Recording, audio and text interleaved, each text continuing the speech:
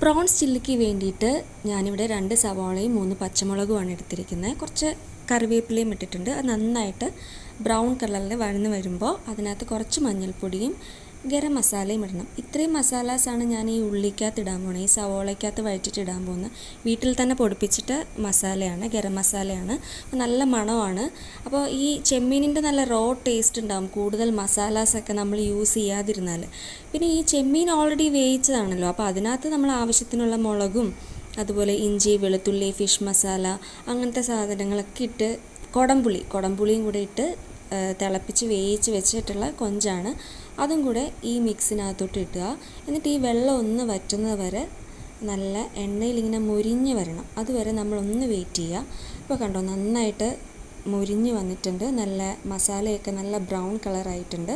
അപ്പോൾ നല്ല സ്വാദേറിയ prawns chilli ready ആയിട്ടുണ്ട്. ട്രൈ ചെയ്യൂ.